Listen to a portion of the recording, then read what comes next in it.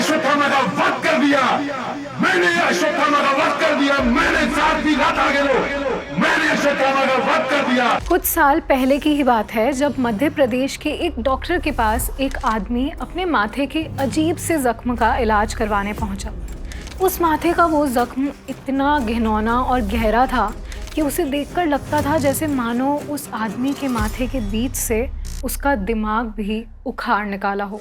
उस डॉक्टर ने बहुत कोशिश करी उस घाव को भरने की, उसे स्टिच करने की, पर डॉक्टर की हर कोशिश नाकाम रही। तभी एक दिन इलाज करते हुए डॉक्टर ने उस मरीज से यूं ही पूछ लिया, कहीं तुम अश्वत्थामा तो नहीं? पर यूं ही मजाक में कही बात ने उस डॉक्टर के होश उड़ाकर रख दिए। डॉक्टर ने कुछ ही देर के लिए अपना मुंह फेरा, उतने में वो मरीज गायब हो चुका था। उसे बाहर जाते हुए किसी ने नहीं देखा और उस दिन के बाद वो दोबारा किसी को भी नहीं दिखा।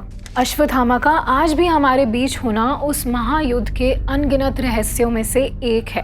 5000 सालों पहले की बात है जब पांडवों और कौरवों के बीच 18 दिनों तक महाभारत का भयानक युद्ध लड़ा गया था।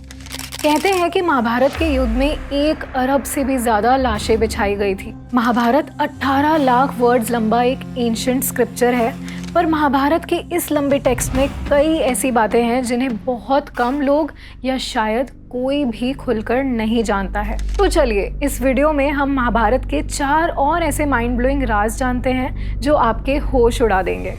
अश्वत्थामा महाभारत काल का एक ताकतवर और वीर योद्धा, गुरु द्रोणाचार्य का बेटा, जिसे भगवान शिव ने इमॉर्टैलिटी या अमर होने का वरदान दिया था।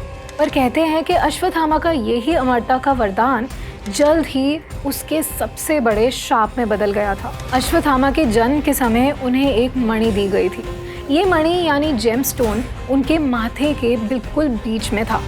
इस जेमस्टोन की वजह से अश्वत्थामा की उम्र चाहे जितनी भी हो जाती, पर ना ही कभी उनको कोई शस्त्र और ना ही कोई बीमारी उनका कुछ बिगाड़ सकती थी। महाभारत के युद्ध में अश्वत्थामा ने पांडवों के खिलाफ युद्ध किया था। एक रात अश्वत्थामा ने पांडवों के टेंट पर हमला किया और 5 लोगों को जान से मार दिया। पर उन 5 लोगों का खून करने के बाद उन्हें पता चला कि वो 5 पांडव नहीं बल्कि पांडवों के 5 पुत्र थे। इतनी बड़ी गलती देख कृष्ण ने अश्वत्थामा के माथे से उस मणि को उखाड़ दिया और उन्हें श्राप दिया कि वो कलयुग के अंत तक जिंदा रहेंगे। बीमारियों से भरे पूरे शरीर पर छालों से घिरे कलयुग के अंत तक तड़पते रहेंगे। महाभारत में छुपी सबसे पहली पहेली कि शायद अश्वत्थामा आज भी जिंदा है। अब आते हैं महाभारत के दूसरे राज पर। महाभारत की जंग में कई लाशें बिछी थी, पर उनमें से किसी एक लाश के साथ कुछ ऐसा हुआ था जो आपकी और हमारी सोच के काफ़ी परे है। ये कहानी शुरू होती है एस्ट्रोलॉजी से। जंग का दिन और समय सबसे छोटे पांडव सहदेव ने एस्ट्रोलॉजी को देखकर तय किया था। सहदेव को दिव्य दृष्टि का वरदान मिला हुआ था। वो एक बहुत ही विद्वान एस्ट्रोलॉजर थे जो भविष्य में झांक के उसे आसानी से प्रिडिक्ट कर सकते थे, बिल्कुल अपने पिता पांडु की तरह। अपने पिता की तरह सहदेव हमेशा ईमानदार रहते थे और जंग में दुश्मनों को भी निष्पक्ष होकर सहायता देते थे। पर सहदेव का ये वरदान कोई इत्तेफाक नहीं था। पांडवों के पिता पांडु ने अपने सभी पुत्रों से कहा था कि वो उनकी मृत्यु के बाद उनकी लाश को खा ले ताकि उन सभी को उनका ज्ञान और उनकी शक्तियाँ मिल सके। लेकिन सभी पांडवों ने अपने पिता की इस मांग को मानने से साफ इनकार कर दिया, सिवाय सहदेव के। सहदेव ने पांडु के मरने के बाद उनके शरीर के एक हिस्से को खा लिया और उनकी लाश के उसी हिस्से से सहदेव को दूरदृष्टि, एस्ट्रोलॉजी, आयुर्वेद और एक ईमानदार मन जैसे कई वरदान मिल पाए। जस्ट इमेजिन कि उस समय कैनिबलिज्म के थ्रू जनरेशनल नॉलेज ट्रांसफर की जाती थी। अब बात आती है महाभारत की तीसरी कहानी की, महाभारत के सबसे ताकतवर और बलवान योद्धा की कहानी। महाभारत का युद्ध पूरे 18 दिनों तक लड़ा गया था, पर एक योद्धा था जो इस पूरी जंग को अपने 3 तीर से एक झटके में खत्म कर सकता था, बर्बरीक। बर्बरीक घटोत्कच का पुत्र और शक्तिशाली भीम का पोता था। वो भगवान शिव का बहुत बड़ा भक्त था और उसकी भक्ति से खुश होकर भगवान शिव ने उसे कई वरदान दिए थे। बर्बरीक बचपन से ही एक बहुत ताकतवर वॉरियर माना जाता था। जंग की शुरुआत से पहले ही बर्बरीक ने कृष्ण को कहा था कि वो पूरी जंग को सिर्फ 1 मिनट में खत्म कर सकता है, जहां बाकी शक्तिशाली योद्धा जैसे भीष्म इसको अकेले 20 दिन में, द्रोणाचार्य 25 और कर्ण 24 दिन में अकेले युद्ध को खत्म कर सकते थे। वहीं बर्बरीक सिर्फ 1 मिनट में। और बर्बरीक किसी के पक्ष में नहीं था। उसने अपनी माँ से वादा किया था कि वो सिर्फ कमज़ोर पक्ष से ही लड़ेगा। बर्बरीक की असली गुरु थी उसकी माँ, जिन्होंने उसे कई शस्त्रों को चलाना सिखाया था। वो अपनी माँ से किए वादे से पीछे नहीं हट सकता था। अब उसके वादे में एक बहुत बड़ी पहेली छुपी थी, जिस वजह से वो इस जंग का हिस्सा नहीं बन पाया। बर्बरीक इतना शक्तिशाली था कि वो जिस भी पक्ष की तरफ से लड़ता, उस पक्ष का पलड़ा अपने आप ही भारी हो जाता। अब अगर बर्बरीक को कौरव जंग में हारते दिखते, तब वो उनकी तरफ से लड़कर पांडवों को कमजोर बना देता, और पांडवों को हारता देख बर्बरीक फिर से अपना पक्ष बदलता और फिर कौरवों को कमजोर कर बैठता। अगर बर्बरीक युद्ध में हिस्सा लेता तो सिर्फ पक्ष बदलता रहता और अंत में सिर्फ अकेला जिंदा बच पाता। इस पहेली को सुलझाने के लिए श्री कृष्ण ने बर्बरीक से उनकी कुर्बानी मांगी और उसे युद्ध लड़ने नहीं दिया। कृष्ण जी की बात मान बर्बरीक ने उन्हें अपना सर काट कर दे दिया और एक आखिरी मांग करी कि वो पूरा युद्ध देखना चाहता है। उसकी इच्छा पूरी करने के लिए कृष्ण जी ने युद्ध से पहले उसके कटे हुए सर को एक पहाड़ी के ऊपर लटका दिया और फिर वहाँ से बर्बरीक के सर ने पूरे युद्ध को निष्पक्ष होकर देखा।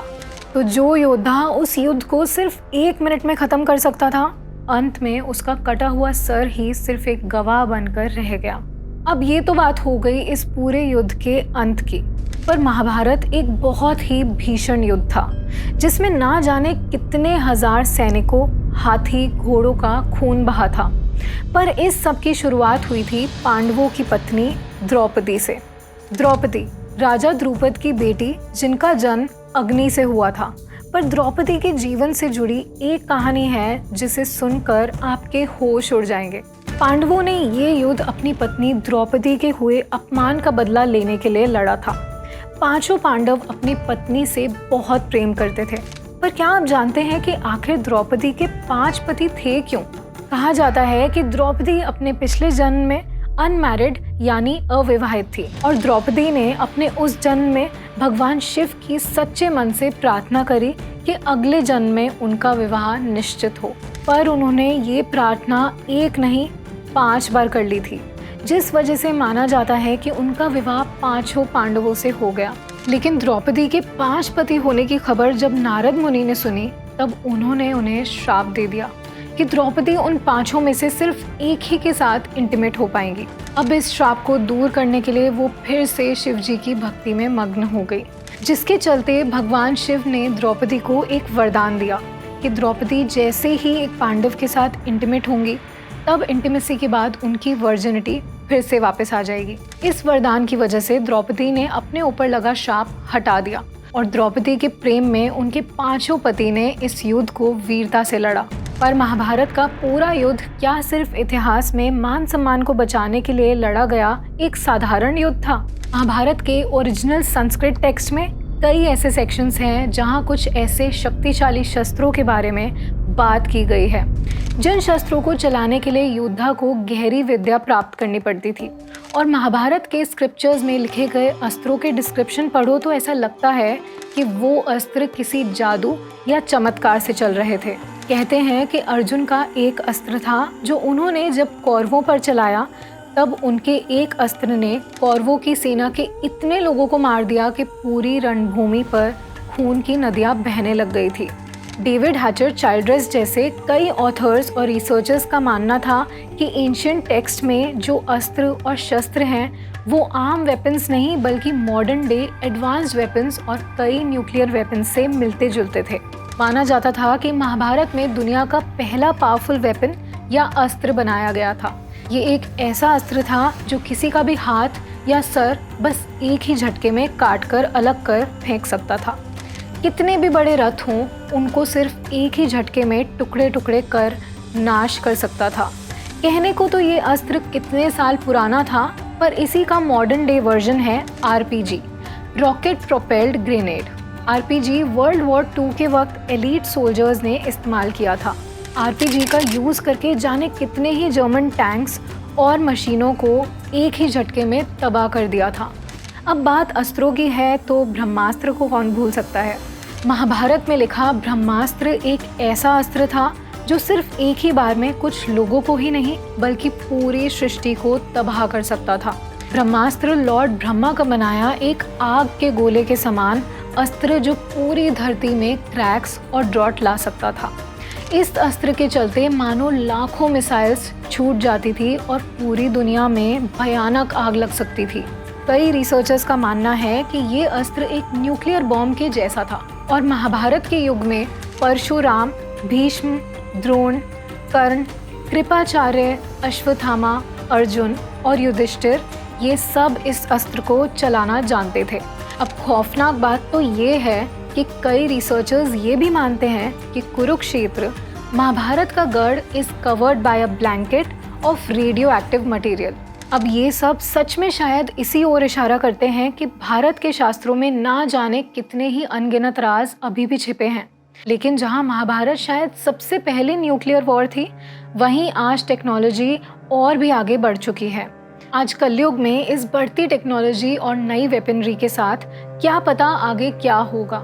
हमारे शास्त्रों में बताया गया है कि कलयुग में जब अपराध अपनी चरम सीमा पर होगा, हर तरफ अन्याय होगा, बीमारियां, हवस और लालच का बोलबाला होगा और धर्म कहीं खो चुका होगा, तब विष्णु जी अपने 10वें अवतार में आकर अधर्म का नाश कर देंगे।